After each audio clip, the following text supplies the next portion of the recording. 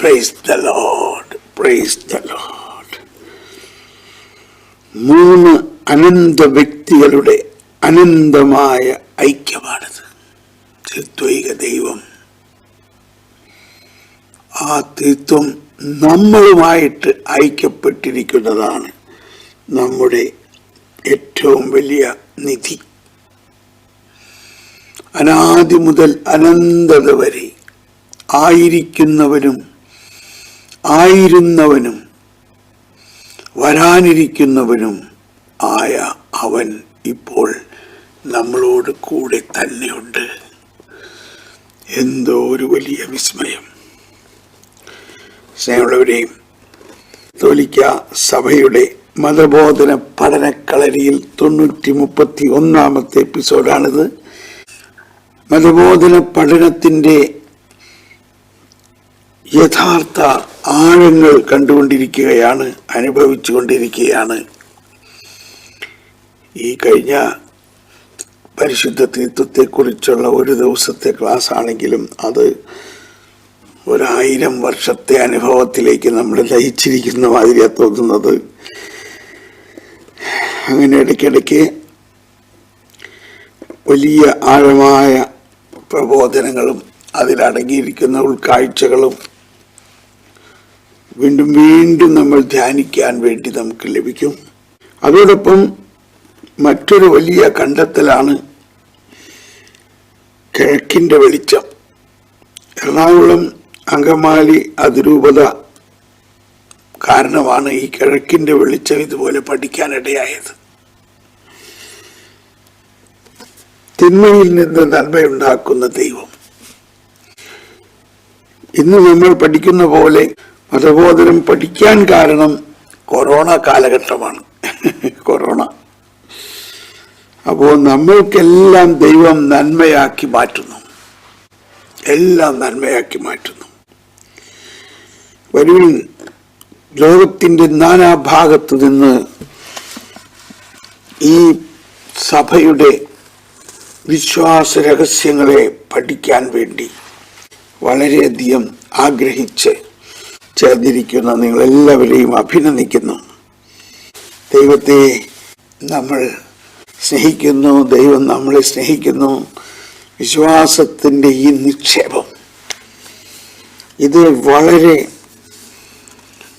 ആഗ്രഹത്തോടെ പഠിക്കുന്നതിൽ ആനന്ദമുണ്ട് എന്ന് നമുക്ക് മനസ്സിലാവുന്നു. വിശ്വാസം പഠിക്കുമ്പോഴാണ് അതിൻ്റെ മാധുര്യം മനസ്സിലാക്കുന്നു. നമുക്ക് പ്രാർത്ഥനകളിലേക്ക് പ്രവേശിക്കാം. സ്വർഗസ്ഥനായ പിതാവേ എന്നുള്ള പ്രാർത്ഥന ആത്മാർത്ഥമായിട്ട് ഈശോയോടൊപ്പം പ്രാർത്ഥിച്ചുകൊണ്ട് നമ്മുടെ സീറോ മലബാർ സഭയ്ക്ക് വേണ്ടിയും എറണാകുളം അതിരൂപതയിലെ വിശ്വാസികളും വൈദികരും സന്യസ്തർക്കും വേണ്ടി പ്രത്യേകം പ്രാർത്ഥിക്കാം. മാർപ്പാപ്പയെ അനുസരിക്കാനും സഭയുടെ ആരാധനാക്രമത്തിന് എങ്ങനെയാണ് ചെയ്യേണ്ടതെന്ന് സഭ മുൻകൂട്ടി അധികാരപ്പെടുത്തിയിട്ടുള്ളവരുടെ തീരുമാനത്തിന് നമ്മൾ കീഴ്വഴങ്ങണം. ആരാധനാക്രമം വിശ്വാസികളുടെ അഭിപ്രായപ്രകാരം ചെയ്യേണ്ട ഒരു കാര്യമല്ല. അതുകൊണ്ട് എന്തെല്ലാം തർക്കങ്ങൾ ഉണ്ടായാലും അതിൻ്റെ അവസാന തീർപ്പ് പരിശുദ്ധ പിതാവും സഭയുടെ മേലധികാരികളുമാണ് എന്നുള്ള ഒരു സാധാരണ തത്വം വിനയത്തോടെ എല്ലാവരും മനസ്സിലാക്കാൻ, കർത്താവേ ഞങ്ങൾക്ക് വിനയം നൽകണേ, ഞങ്ങളെ എളിമപ്പെടുത്തണേ. വരുവിൻ, എല്ലാവരും നമ്മുടെ സഹോദരങ്ങൾക്ക് വേണ്ടി പ്രാർത്ഥിക്കാം. സ്വർഗസ്ഥനായ ഞങ്ങളുടെ പിതാവേ, അങ്ങയുടെ നാമം പൂജിതമാകണമേ, അങ്ങയുടെ രാജ്യം വരണമേ. അതാണ്, അങ്ങയുടെ രാജ്യം ഞങ്ങളിൽ വരണമേ. വിനയത്തിൻ്റെ, വിശ്വാസത്തിൻ്റെ, വിവേകത്തിൻ്റെ, അനുസരണയുടെ രാജ്യം. ഈശോ ബലി അർപ്പിച്ചത് അനുസരണമുള്ളവനായിട്ടാണ്. അവൻ ദൈവത്തോടൊപ്പമായിരിക്കുന്ന സമാനത നിലനിർത്തുന്ന കാര്യമായി പരിഗണിക്കാതെ തന്നെ താഴ്ത്തി ഒരടിമയെപ്പോലെയും കുരിശ് മരണം വരെ താഴ്ന്നു. ദൈവമേ, ഇതുപോലെ ഞങ്ങളെ താഴാൻ അനുവദിക്കണേ.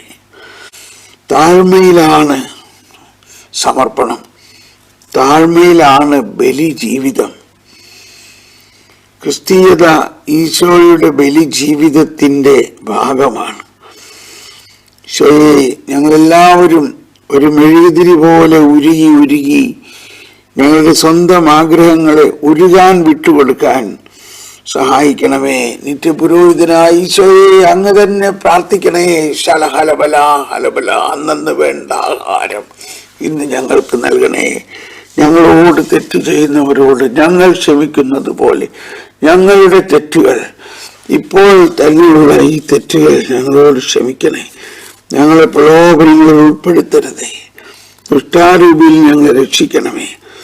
എന്തുകൊണ്ടെന്നാൽ രാജ്യവും ശക്തിയും മഹത്വവും എന്നേക്കും അങ്ങയുടേതാകുന്നു.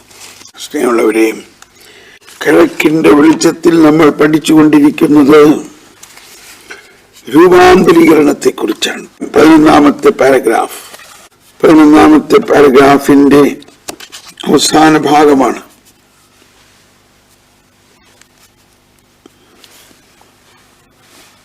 അതിൽ കഴിഞ്ഞ ദിവസം നമ്മൾ പഠിച്ചത് മനുഷ്യ വ്യക്തിയുടെ ഐക്യത്തെ പാപം താറുമാറാക്കിയത് നമുക്കറിയാവുന്ന കാര്യമാണ്.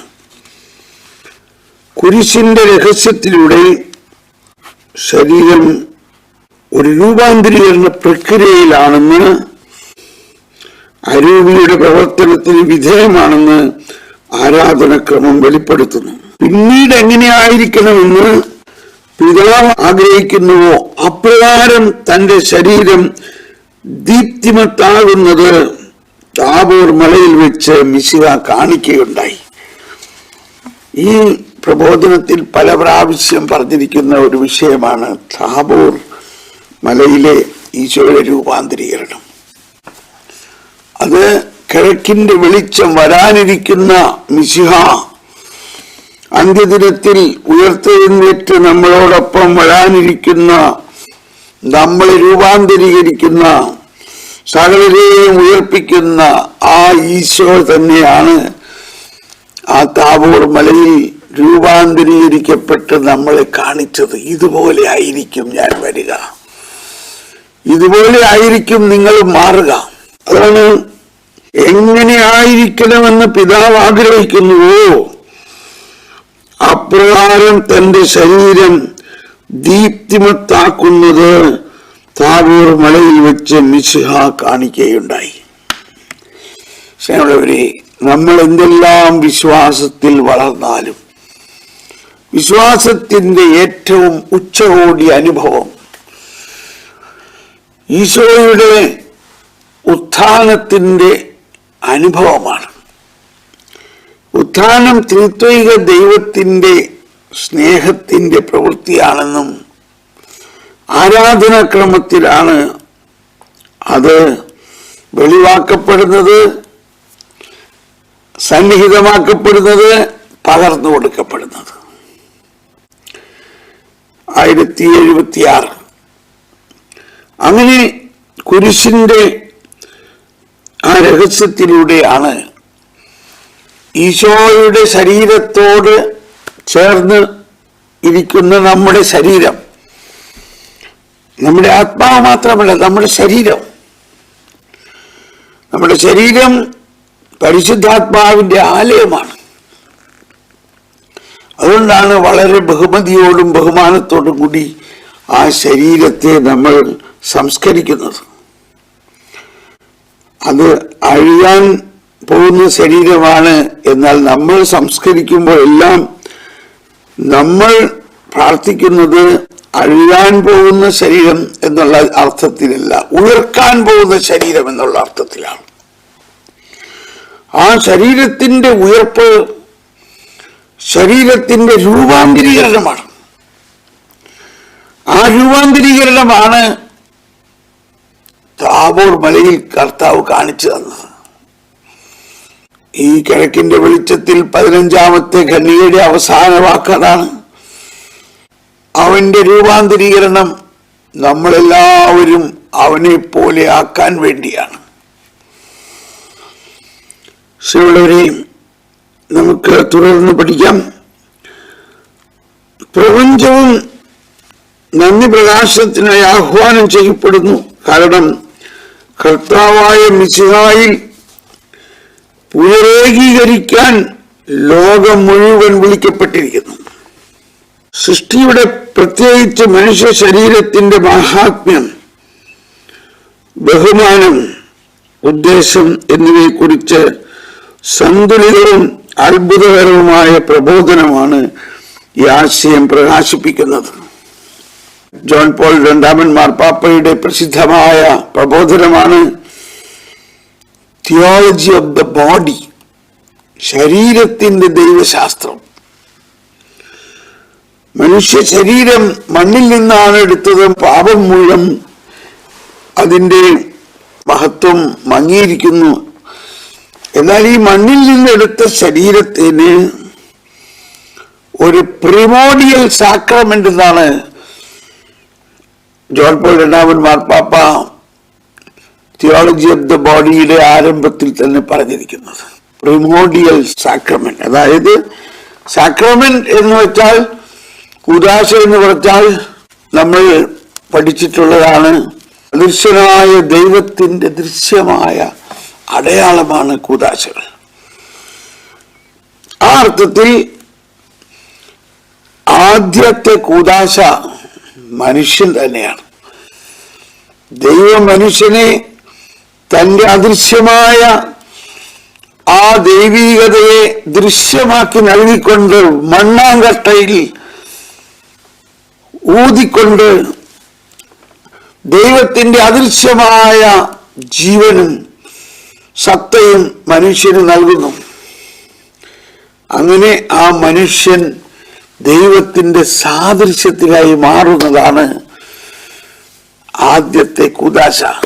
അതാണ് ജോൺ പോൾ രണ്ടാമൻ മാർപ്പാപ്പയുടെ തിയോളജി ഓഫ് ദ ബോഡിയുടെ ആരംഭത്തിൽ ഉള്ള പ്രബോധനം. മനുഷ്യൻ ആണ് ആദ്യത്തെ കൂദാശ, പ്രിമോഡിയൽ സാക്രമെന്റ്. അപ്പോൾ ദൈവത്തിന്റെ മുഴുവൻ സൃഷ്ടിയും അതുപോലെ ഈ പ്രപഞ്ചം മുഴുവനും കർത്താവായ മിശിഹായിൽ പുനരേകീകരിക്കാൻ, റീക്യാപിറ്റുലേറ്റ്, കർത്താവായ മിശിഹായിൽ പുനരേകീകരിക്കാൻ, recapitulation in Christ the Lord. The whole universe is called to recapitulation. കർത്താവായ മിശിഹായിൽ പ്രപഞ്ചം മുഴുവനും പുനരേകീകരിക്കാൻ.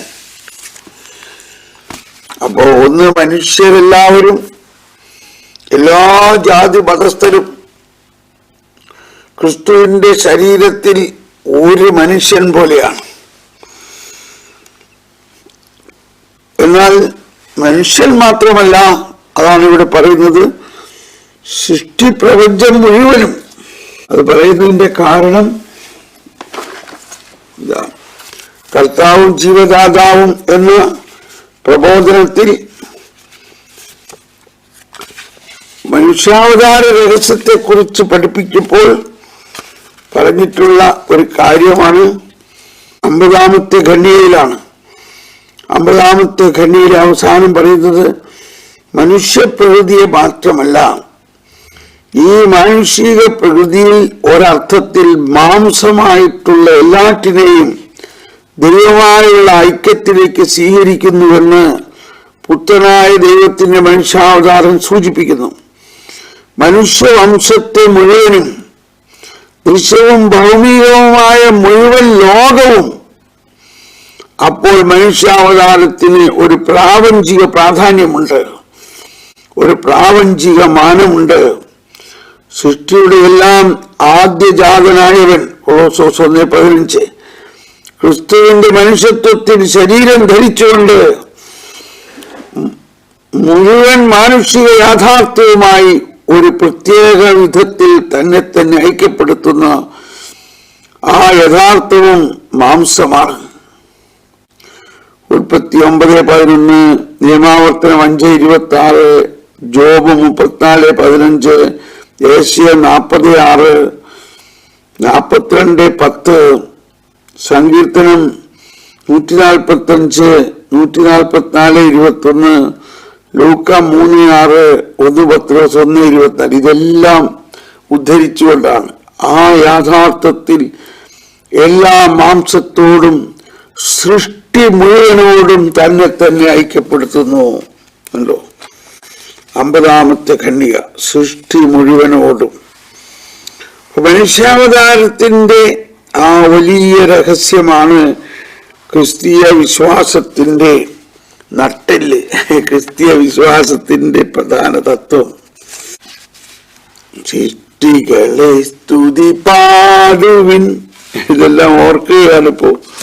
അതുപോലെ തന്നെ വിശുദ്ധ കുർബാന അർപ്പണത്തിൽ നമ്മൾ പാടുന്നത് അമ്പരമനവരതം ദൈവമഹത്വത്തെ വാഴ്ത്തി പാടുന്നു എന്നപോലെ ഈ ആരാധനാ ക്രമത്തിൽ ഉള്ള നിറങ്ങളും മലങ്കര കുർബാന അർപ്പിക്കുമ്പോൾ മലങ്കര കുർബാനയുടെയും ആ വേദി ഒരുക്കുമ്പോൾ ആ ബലിവേദിയിൽ അണിഞ്ഞിരിക്കുന്ന പ്രത്യേക തിരുവസ്ത്രത്തിൽ ശ്രദ്ധിക്കാം, പച്ചയാണ്, പച്ച ബോർഡറാണ്.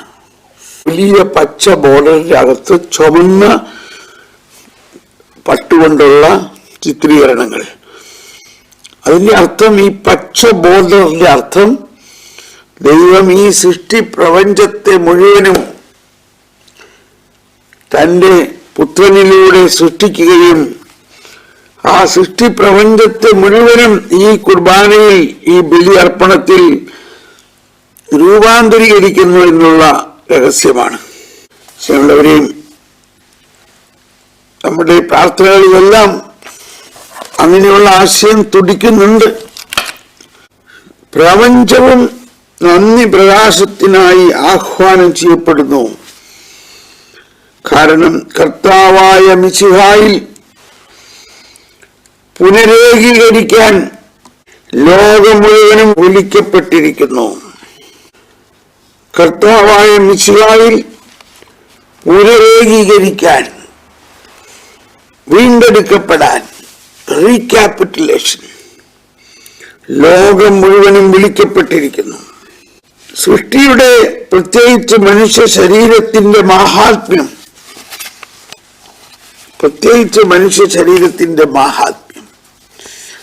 ശരീരം വളരെ ലൈംഗികതയും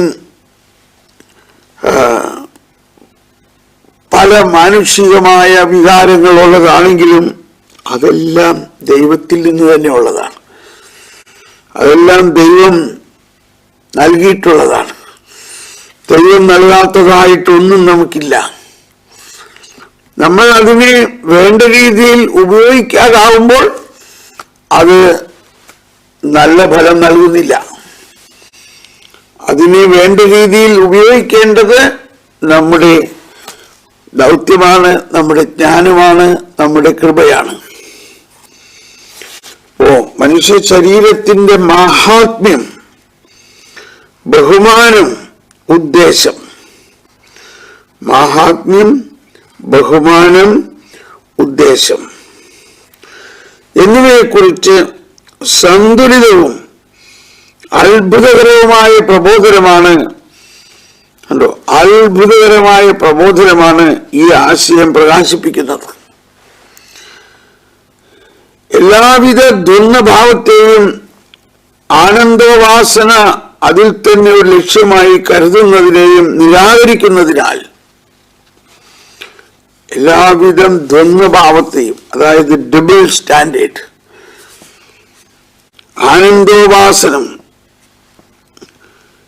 പ്ലഷർ അല്ലെങ്കിൽ എന്റർടൈൻമെന്റ്, അതിൽ തന്നെ ഒരു ലക്ഷ്യമായി കരുതുന്നതിനെയും നിരാകരിക്കുന്നതിനാൽ ശരീരം കൃപയാൽ പ്രഭാപൂരിതമായ ഒരു സ്ഥലമായി തീരുകയും അങ്ങനെ പൂർണ്ണമായി മാനുഷികമാവുകയും ചെയ്യുന്നു. ഇപ്പൊ ശരീരം ദൈവത്തിന്റെ ജീവനും കൃപ ദൈവത്തിന്റെ പ്രസാദപരം.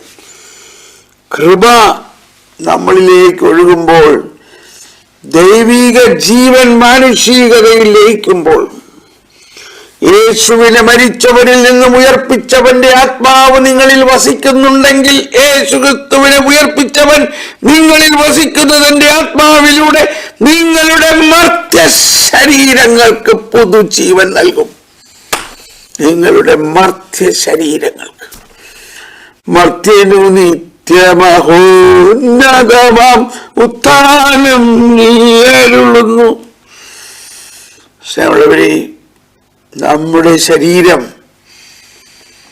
അഴുകും എന്ന് ഉദ്ദേശിക്കുമ്പോൾ അഴുകിയതിനു ശേഷം ഉയർക്കും, അങ്ങനെ മഹത്വം കൈവരിക്കും എന്ന ഒരു വിചാരം ഓരോ ബലിയർപ്പണത്തിലും നമ്മൾ ഉണ്ടാകണം. നമ്മളുടെ ബലിയർപ്പണത്തിൽ ഓരോ പ്രാർത്ഥനകളിലും മനുഷ്യ ശരീരത്തിന്റെ ഈ മഹത്വീകരിക്കുന്ന പ്രത്യേക വിസ്മയനീയമായ അത്ഭുതകരമായ ഇതുണ്ടോ, അത്ഭുതകരമായ പ്രബോധനമാണ് ഈ ആശയം പ്രകാശിപ്പിക്കുന്നത്. എന്തുകൊണ്ടാണ് നമ്മളിലും നമ്മുടെ മക്കളിലും സ്വഭാവത്തിന് വലിയ വ്യത്യാസമൊന്നും കാണാത്തത്? നമ്മുടെ സ്വഭാവം, നമ്മുടെ മാനുഷികത, നമ്മുടെ വൈകാരികത എല്ലാം കർത്താവിനെ മാറ്റാൻ ഒരു നിമിഷം മതി. വിശുദ്ധ കുർബാനയിൽ ഗോതമ്പപ്പം ക്രിസ്തുവിന്റെ ശരീരമായി ആ നിമിഷത്തിൽ മാറുന്നു. ഇത് നമ്മൾ വിശ്വസിക്കുന്നതാണ്. അതുപോലെ തന്നെ നമ്മൾ ഓരോരുത്തരുടെയും ജീവിതവും രൂപാന്തരീകരിക്കപ്പെടും എന്ന് വിശ്വസിക്കണം. അതാണ് കൗദാശിക പദ്ധതി. കൗദാശിക പദ്ധതിയിലൂടെയാണ് ഇതെല്ലാം സംഭവിക്കുന്നത്. അതാണ് കിഴക്കൻ സന്യാസത്തിന്റെയും കിഴക്കൻ ആരാധനയുടെയും കേന്ദ്രബിന്ദു. അപ്പോൾ ശരീരം കൃപയാൽ പ്രഭാപൂരിതമായ ഒരു സ്ഥലമായി തീരുകയും അങ്ങനെ പൂർണ്ണമായി മാനുഷികമാവുകയും ചെയ്യുന്നു. അതായത് ക്രിസ്തുവിനെ പോലെ തന്നെ നമ്മൾ ആവുന്നു. നമ്മൾ മറ്റൊരു ക്രിസ്തുവായി മാറുന്നു. ഇപ്പൊ നമ്മുടെ മാനുഷികത ആ ദൈവസ്നേഹത്താൽ പൂരിതമല്ല. നമ്മളെല്ലാവരെയും മനുഷ്യരായി തന്നെ കാണുന്നു. എന്നാൽ മനുഷ്യരെ ദൈവങ്ങളായി കാണാൻ നമുക്ക് സാധിക്കണം. ഈശോ എല്ലാവരെയും പാപികളായ മനുഷ്യരെ അവരുടെ പാപത്തെ അല്ല ഈശോ കണ്ടത്. ഈശോ മലയിലെ പ്രസംഗത്തിൽ പറഞ്ഞത് ഇതാണ്: ബ്ലെസ്സഡ് ആർ യു, നിങ്ങൾ ഭാഗ്യവാന്മാർ, നിങ്ങൾ അനുഗ്രഹിക്കപ്പെട്ടവർ. നിങ്ങൾ അനുഗ്രഹിക്കപ്പെടും എന്നല്ല പറഞ്ഞതെന്ന് ഫ്രാൻസിസ് മാർപ്പാപ്പ പറഞ്ഞത് ഓർക്കണം. Blessed are you. എന്തുകൊണ്ടാ നിങ്ങൾ അനുഗ്രഹിക്കപ്പെട്ടവരാകുന്നു? എന്തുകൊണ്ടാ? മനുഷ്യാവതാരത്തിൽ തന്നെ നിങ്ങളെല്ലാവരും എൻ്റെ ശരീരത്തിന്റെ ഭാഗമാണ്. മനുഷ്യവംശം മാത്രമല്ല, സൃഷ്ടി പ്രപഞ്ചം തന്നെ എൻ്റെ ശരീരത്തിന്റെ ഭാഗമാണ്. ഞാൻ എന്റെ ബലിയർപ്പണത്തിലൂടെ, എന്റെ പീഡാസഹനം, മരണ ഉത്ഥാനത്തിലൂടെ ഇവയെല്ലാത്തിനെയും പുനർസൃഷ്ടിച്ച് രൂപാന്തരീകരിച്ച് മഹത്വമണിയിക്കും.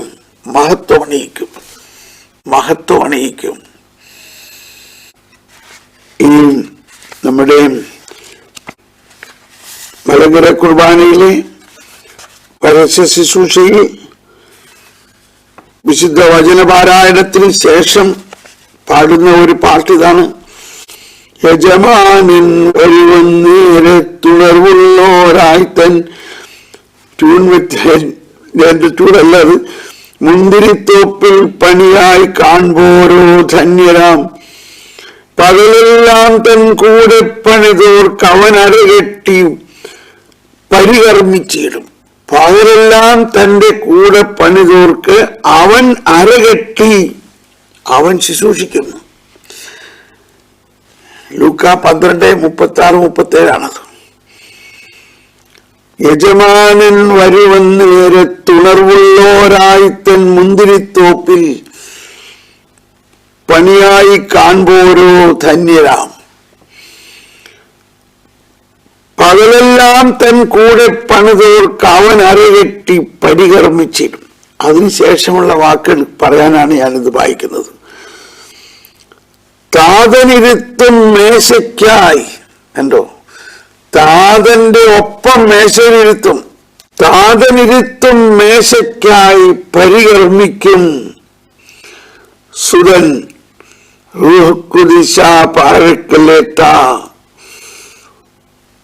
ഇനി അടുത്ത വാക്കാൻ, മുടയുന്നോരോ മുടി ഉണ്ടോ, ആ റൂഹ് പാഴക്കലേറ്റ മുടി മെനയുന്നു ചൂട് മകുടത്തിൽ.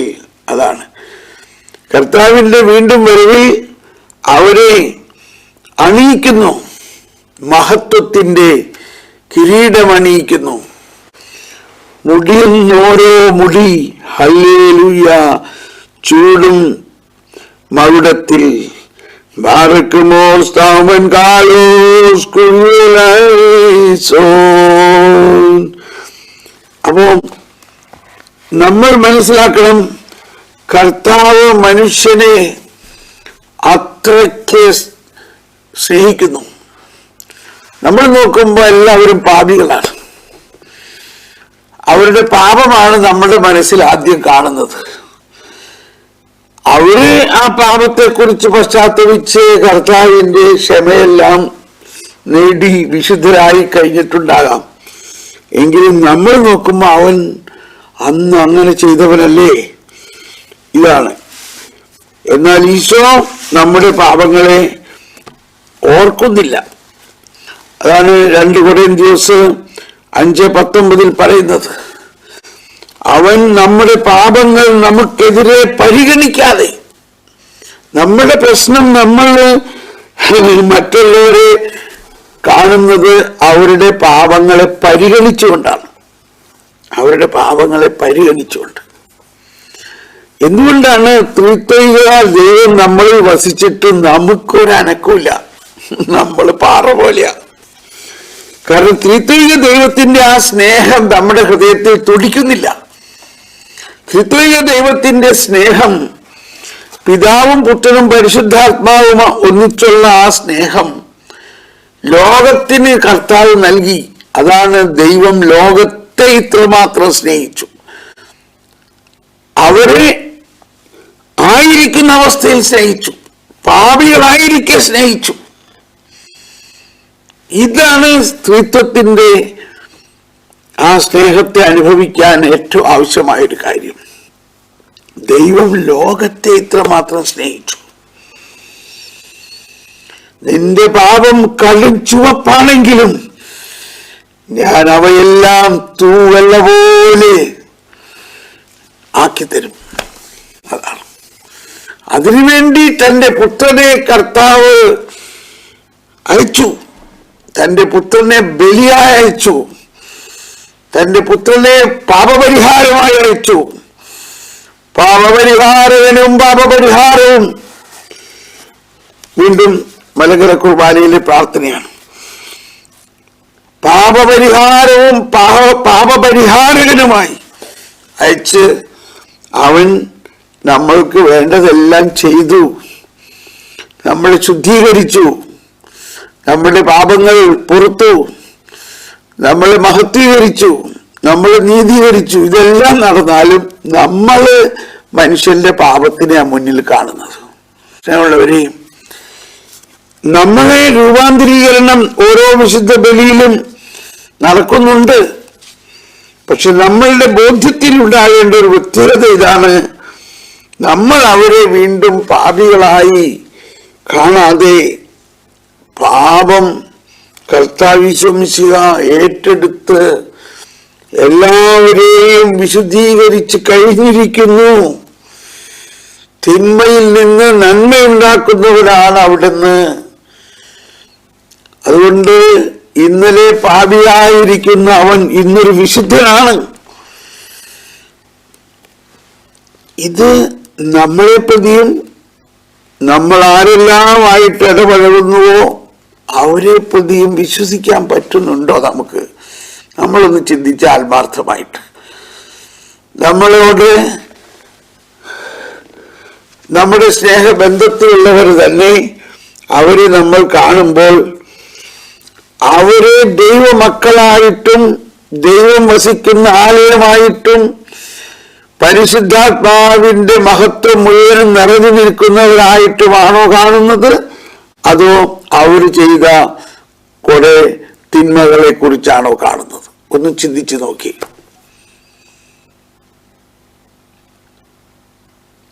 അവരന്ന് അങ്ങനെ ചെയ്തു, അവളന്ന് ഇങ്ങനെ ചെയ്തു. ആള് മോശമല്ല. ഇങ്ങനെ നമ്മള് എല്ലാവരെയും കാണുന്നത് നിർത്തണം.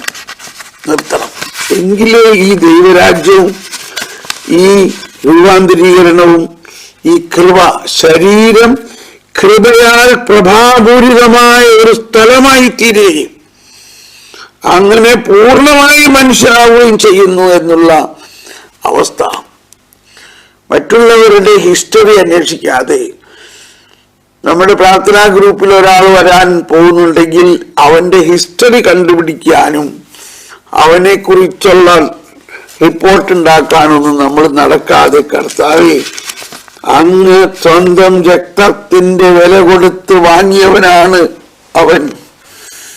അങ്ങ് വിശുദ്ധീകരിച്ചവരുടെ നേരെ ആര് കുറ്റമാരോപിക്കും?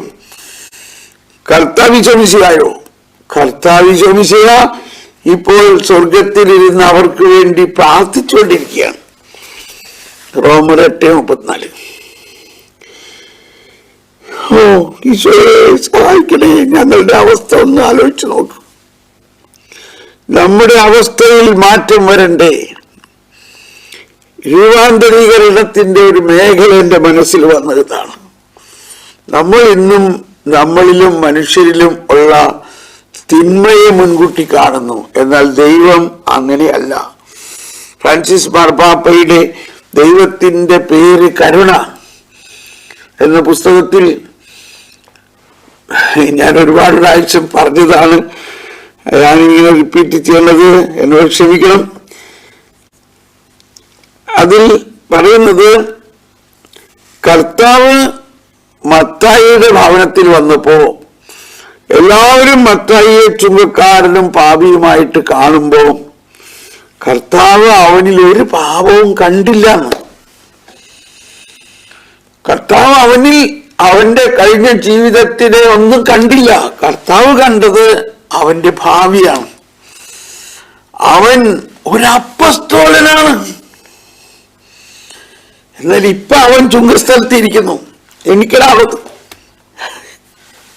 എനിക്ക് ഫോളോ മീ. അങ്ങനെ അവനെ കർത്താവ് വലിയൊരു അപ്പസ്തോലനാക്കി. നമ്മളെല്ലാവരുടെയും അവസ്ഥ ഇത് തന്നെയാണ്. ഞാൻ 33 വർഷമായിട്ട് കർത്താവിന്റെ ശുശ്രൂഷയിലാണ്.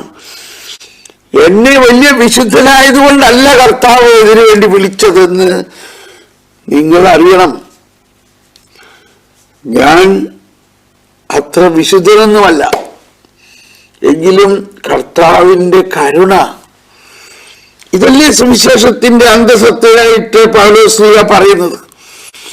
പൗലോസ്ലീഹ പറയുന്നത്, പാപികളിൽ ഒന്നാമനായ എന്നെ കർത്താവ് വിളിച്ചത് അവിടുത്തെ കാരുണ്യം കൊണ്ടാണ്. അവിടുത്തെ കാരുണ്യം. തീത്തോസ് 3:4. എന്നാൽ നമ്മുടെ രക്ഷകനായ ദൈവത്തിന്റെ നന്മയും സ്നേഹം നിറഞ്ഞ കാരുണ്യവും വെളിപ്പെട്ടപ്പോൾ അവിടുന്ന് നമുക്ക് രക്ഷ നൽകി. അത് നമ്മുടെ നീതിയുടെ പ്രവൃത്തികൾ കൊണ്ടല്ല, പിന്നെയോ അവിടുത്തെ കാരുണ്യം മൂലം പരിശുദ്ധാത്മാവിൽ അവിടുന്ന് നിർവഹിച്ച പുനരുജ്ജീവനത്തിന്റെയും നവീകരണത്തിന്റെയും ജ്ഞാനത്താലത്തെയും. ദൈവം നമ്മുടെ രക്ഷകനായ യേശുക്രിസ്തുവിലൂടെ പരിശുദ്ധാത്മാവിനെ നമ്മുടെ മേൽ സമൃദ്ധമായി വർഷിച്ചത് അവിടുത്തെ കൃപാവരത്താൽ നാം നീതീകരിക്കപ്പെടുന്നതിനും നിത്യജീവനെ പറ്റിയുള്ള പ്രത്യാശയിൽ നാം അവകാശികളാകുന്നതിനും വേണ്ടിയാണ്. കണ്ടോ, ഞാൻ തുറന്നപ്പോ കിട്ടിയ വചനമാണ്. ഇതിനു വേണ്ടിയാണ് തുറന്നത്. പക്ഷെ ഞാൻ തിമോത്തിയോസിന്റെ ലേഖനത്തിലെ മറ്റൊരു വചനം ഉദ്ദേശിച്ചിട്ടാണ് തുറന്നത്. പൗലോസ് പറഞ്ഞു, ഞാൻ പാപികളിൽ ഒന്നാമനാണ്. തിമോത്തിയോസിന് എഴുതിയ ലേഖനത്തിൽ 1 തിമോത്തി 1:16. 14 മുതൽ വായിക്കാം. കർത്താവിന്റെ കൃപ യേശുക്രിസ്തുവിലുള്ള വിശ്വാസത്തോടും സ്നേഹത്തോടും ഒപ്പം എന്നിലേക്ക് കവിഞ്ഞൊഴുകി. യേശുക്രിസ്തു ലോകത്തിലേക്ക് വന്നത് പാപികളെ രക്ഷിക്കാനാണ് എന്ന പ്രസ്താവം വിശ്വസനീയവും തികച്ചും സ്വീകാര്യവുമാണ്. പാപികളിൽ ഒന്നാമനാണ് ഞാൻ. എങ്കിലും എനിക്ക് കാരുണ്യം ലഭിച്ചു. അത് നിത്യജീവൻ ലഭിക്കാൻ യേശുക്രിസ്തുവിൽ വിശ്വസിക്കാനിരിക്കുന്നവർക്ക് ഒരു മാതൃകയാകത്തക്ക വിധം പാപികളിൽ ഒന്നാമനായ എന്നിൽ അവന്റെ പൂർണ്ണമായ ക്ഷമ പ്രകടമാവുന്നതിനു വേണ്ടിയാണ്. യുഗങ്ങളുടെ രാജാവും അനശ്വരനും അദൃശ്യനുമായ ഏക ദൈവത്തിന് എന്നേക്കും ബഹുമാനവും മഹത്വവും ഉണ്ടാവട്ടെ. അല്ലോ, അപ്പൊ ഇവിടെ പൗലോസ്ലിയ അത് ഏറ്റെടുത്തു. പാപികളിൽ ഒന്നാമനാണ്. ഒന്നാമൻ ഒരാൾക്ക് ആകാൻ പറ്റുള്ളൂ. അപ്പൊ നമ്മളൊക്കെ ആരാ? നമ്മളൊക്കെ പാപികളിൽ രണ്ടാമനേ ഉള്ളൂ. ഒന്നാമൻ പൗലോസാണ്. അപ്പൊ നമുക്കുണ്ടാകേണ്ട ഈ രൂപാന്തരീകരണം നമുക്കുണ്ടാകണമെങ്കിൽ നമ്മൾക്കുണ്ടാകേണ്ട ഒരു വിശ്വാസം ഇതാണ്: യേശുക്രിസ്തു സകല മനുഷ്യരെയും അവരുടെ പാപങ്ങൾ ഏറ്റെടുത്തു വിശുദ്ധീകരിച്ചിരിക്കുന്നു. ഇനി നമ്മുടെ വിശുദ്ധീകരണത്തിന് വേണ്ടി ഈശോമിശിഹ വീണ്ടും കുരിശിൽ കയറുമോ?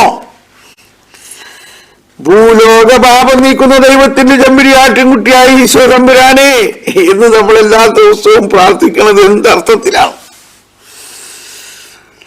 അപ്പൊ നമ്മുടെ ഹൃദയത്തിൽ തന്നെ ദൈവാനുഭവത്തിന്റെ പൂർണ്ണതയില്ല. എന്തുകൊണ്ടാണ് പൂർണ്ണതയില്ലാത്തത്? നമ്മൾ ഈ സത്യം, ഇത് സത്യമാണ്. അതാണ് ഈശോ ക്രിസ്തു പറഞ്ഞത്, ഞാൻ സത്യമാണ്. ഈശോമിശിഹായിൽ നിന്ന് സത്യമേ വരുള്ളൂ.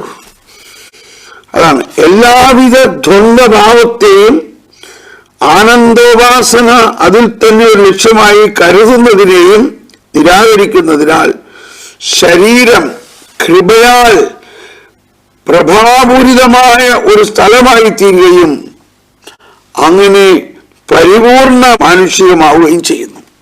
ഇന്ന് തന്നെ നിങ്ങൾ ഇതൊന്ന് മനസ്സിൽ കാണും. നമ്മുടെ മനസ്സിൽ കാണുന്ന വ്യക്തികളെ അവരുടെ പാപം കാണാതെ അവരിലുള്ള ദൈവത്തെ കാണും. അങ്ങനെ ഒന്ന് പ്രാക്ടീസ് ചെയ്തേ.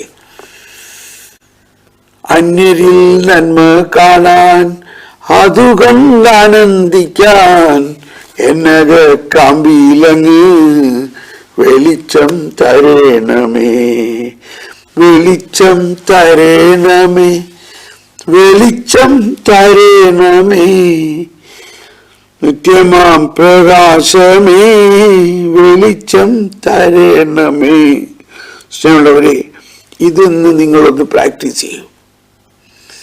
മറ്റുള്ളവരിലുള്ള അവർ ചെയ്തതും ഇപ്പോൾ ചെയ്തുകൊണ്ടിരിക്കുന്നതുമാകാം, അത് കാണാതെ അവരിലുള്ള വെളിച്ചത്തെയും അവരിലുള്ള കർത്താവിന്റെ കൃപയെയും ഒന്ന് കണ്ടു നോക്ക്. അപ്പൊ നമുക്ക് തന്നെ സത്യം മനസ്സിലാവും. പൗലോസ്ലീഹ ഇങ്ങനെ പറയുന്നുണ്ടെങ്കിലും വേറൊരു സ്ഥലത്ത് പറഞ്ഞേക്കണം, എന്താ, ഇങ്ങനെയാണെങ്കിലും ഞാൻ എല്ലാം നേടിക്കഴിഞ്ഞു എന്ന് പറയുന്നില്ല. മറ്റൊരു സ്ഥലത്ത് പറഞ്ഞു, ഇങ്ങനെയാണെങ്കിലും ഈ നിധി മൺപാത്രത്തിലാണ് നൽകിയിരിക്കുന്നത്. അത് പരമമായ ശക്തി ദൈവത്തിൻ്റെതാണെന്ന് കാണിക്കാൻ വേണ്ടിയിട്ടാണ്. മറ്റൊരു സ്ഥലത്ത് പറയുന്നു, നീ ബലഹീനനായിരിക്കെ എന്റെ ശക്തി നിന്നിൽ പ്രകടമാകും. അതുകൊണ്ട് നിന്റെ ബലഹീനതയെ കുറിച്ച് നീ വിഷമിക്കണ്ട. അപ്പോൾ ത്രിത്വൈക ദൈവം നമ്മളിൽ വസിക്കുന്നു. ഇത്രയും വലിയ രഹസ്യങ്ങളെല്ലാം നമ്മൾ പഠിക്കുന്നുണ്ടെങ്കിലും നമ്മളിൽ ഇപ്പോഴും ഒരു സംതൃപ്തിയില്ല, നമ്മളിൽ ഇപ്പോഴും സ്നേഹമില്ല, നമ്മളിൽ ഇപ്പോഴും ആനന്ദമില്ല, നമ്മളിൽ ഇപ്പോഴും സമാധാനമില്ല. എപ്പോഴും കംപ്ലൈന്റ്.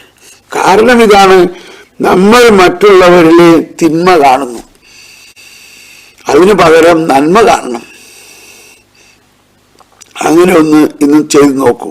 അതാണ് ദൈവരാജ്യം. ദൈവരാജ്യം നിങ്ങളുടെ ഇടയിൽ തന്നെ ഉണ്ട്, നിങ്ങളിൽ തന്നെ ഉണ്ട്. അപ്പൊ ഈശോ പറഞ്ഞു, ആദ്യം നിങ്ങൾ അവിടുത്തെ രാജ്യവും അവിടുത്തെ നീതിയും കാണുക. നമ്മളിവിടെ നിർത്തുന്നു ഇന്നത്തെ ക്ലാസ്. ഇന്നത്തെ ഈ ക്ലാസിന്റെ അവസാന ഭാഗം നമ്മളൊരു വർക്ക്ഷോപ്പുമായി ഇന്ന് നിങ്ങൾ നമ്മുടെ ജീവിതത്തിൽ ഇടപെട്ടിട്ടുള്ള എല്ലാ വ്യക്തികളെയും മനസ്സിൽ കണ്ടുകൊണ്ട് അവരുടെ സകല തിന്മയും കർത്താവ് എടുത്ത് മാറ്റിയിരിക്കുന്നു എന്ന് ഒന്ന് വിശ്വസിച്ച് അവരിൽ കർത്താവ് ചെയ്യുന്ന നന്മകളെ കുറിച്ച് കണ്ട് നന്ദി പറഞ്ഞ് അവരെ സ്നേഹിക്കൂ. അങ്ങനെ ഒരു കൃപ ഇന്ന് നമുക്കുണ്ടാകട്ടെ. വരുവിൻ, നമുക്ക് സ്തുതിച്ച് പ്രാർത്ഥിക്കാം. Hallelujah, hallelujah, hallelujah. ഈശോയെ നന്ദി. ഞങ്ങളുടെ രൂപാന്തരീകരണത്തിന് മനുഷ്യ ശരീരത്തിന്റെ മഹാത്മ്യം, ബഹുമാനം, ഉദ്ദേശം എന്നിവയെ കുറിച്ച് സന്തുലിതവും അത്ഭുതകരവുമായ പ്രബോധനമാണ് ഈ ആശയം പ്രകാശിപ്പിക്കുന്നത്. കർത്താവേ, അങ്ങ് സകലത്തെയും രൂപാന്തരീകരിക്കുന്ന ആ താവൂർ മലയിൽ